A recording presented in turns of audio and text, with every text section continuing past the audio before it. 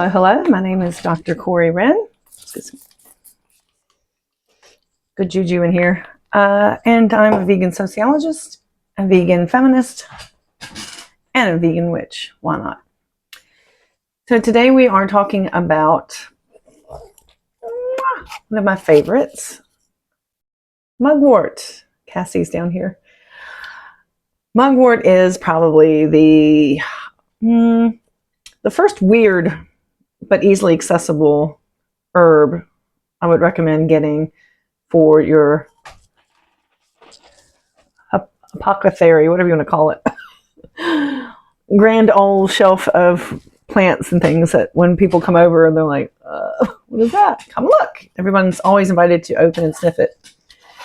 First off, I will say this is not the correct way to store them, but I live in a tiny little apartment in city central Canterbury. I'm just a lowly little teacher at the university, and this is all I can afford.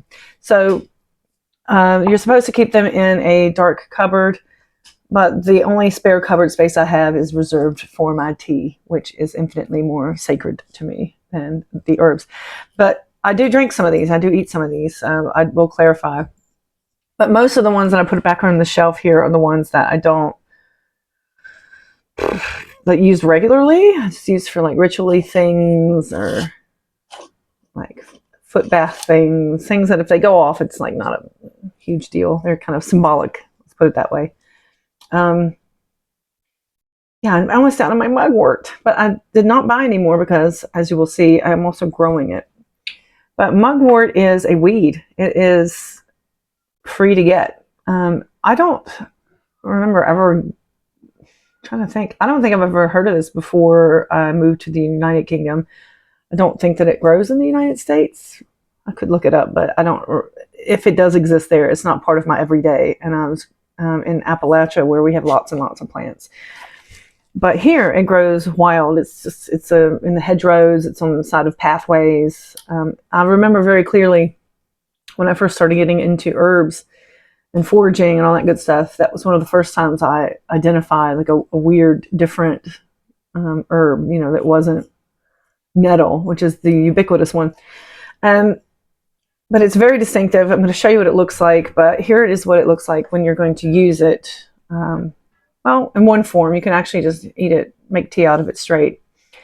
But I bought this probably from Star Child, which is the herb store in Glastonbury. Ooh. It's actually not as nice dry. I think I prefer picking it fresh from my garden. But yeah, because it's a weed, it's very easy to grow yourself. And I want to say I'm so Glastonbury obsessed, aren't I? But I'm pretty sure that when I went to Glastonbury the first time, they had someone was selling witchy herbs, and I picked up my mugwort there. But that sucker, it will go to seed, and you can just, if you see it out in the wild, just grab some seeds and put it in your garden. And I put it in a container to keep it from spreading too far. Anyway, so this is what it looks like. It's kind of a crumbly. It reminds me of mullein. It also reminds me of raspberry leaf. But yeah, I use this in making teas. And I've read somewhere, actually I have a book. I was reading this book the other day, and the author was saying that mugwort tastes disgusting. And I completely disagree. I think mugwort tastes absolutely delicious. It tastes like a tea, especially when you use fresh leaves. And I'm going to show you how to identify it. But before I do that, I want to tell you a little bit about why witches use mugwort. And again, this is why I think is the cool overlap between veganism and witchcraft, is that we see magic in plants, and we think plants are cool, and we like to eat plants and work with plants. So it's a very easy overlap with the two traditions. So mugwort in the witchcraft community is considered a psychic herb. So I've talked a little bit about that before in color magic and candle magic. But mugwort is a tea that you should make if you want to have open up your intuition if you want to develop your psychic capabilities. It's great to have on a full moon when intuition is at its highest. It's been used for that. I don't know that there's any scientific basis to that, but really does it matter? Because we do a lot of things that have no scientific basis just because they're fun. And when you imbrue it with your own energy and your intentions and your hopes and desires, it kind of works in that way, right? It works because you put the backing to it. So that's the main use for a mugwort. Mugwort has a lot of other medicinal uses, of which I don't know off the top of my head and wouldn't tell you anyway, because I'm not a doctor of herbs. I'm a doctor of sociology, and you should always do your own research, obviously. Don't know. Like, I have really severe hay fever, and I always get a bit worried with mugwort because it seeds. But I don't know if it's really bothered me, and I really enjoy it. And maybe drinking the tea from it helps. But I think it tastes really good. But you have to remember, I'm a green tea fanatic, and I love all things green.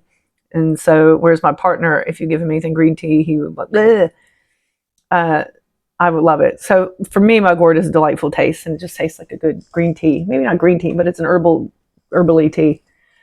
So that's the main thing you can use it for, just tea. If you like tea, you want something different, you can grow it in your garden and have free tea. And you can use it for opening up your intuition, your third eye, all that kind of stuff. I will say that okay, I'm going to tell you I did this, but I'm also going to tell you maybe don't do it. I've also been told that you can smoke it. And I've read that in books as well. I've been told that, I've read that. So you can put it in like with tobacco and give it a smoky poo. It ain't nice. Obviously, smoking is gross to begin with. But adding that in did not make it any nicer. And I've also been told you can do that with certain types of sage. It's not pleasant. But again, why would you inhale in that way? It's just another way of getting it into your bloodstream. So you might as well just drink a tea, I suppose, unless you're into that kind of thing. Give it a go. I don't know. It's not the best. Anyway, my go-to, I would recommend if you're trying to expand your collection, maybe this would be a good one to start with because it's cheap, it's affordable, you can go find it out in the wilderness. If you're not living in a place where it grows wild, because it's a weed, you can probably buy it online for a pretty decent price. So this is my mugwort, and it's middle of the summer, so it's not looking as voluptuous as it would have in April and May. It's been out here cooking for a bit. Probably needs, as you can see, it's quite stemmy. Probably needs to just cut it back. So mugwort is very easy to identify because very few herbs have that sort of spindly look to them. Yeah. But also, the easiest thing about mugwort is when you flip them over, the backside is like almost a silver white. And like I said, this one's been sitting in the sun for a couple months, so it's not as lush as it would be in the springtime. In the springtime, it's even more pronounced, I'd say. But if you just leave it by late summer, then it will go to seed. And so far, it's not really moved. It's been in this plant for several years. It's not really moved on from there. But I imagine it would be pretty easy to harvest the seeds and plant it if you found it in the wild.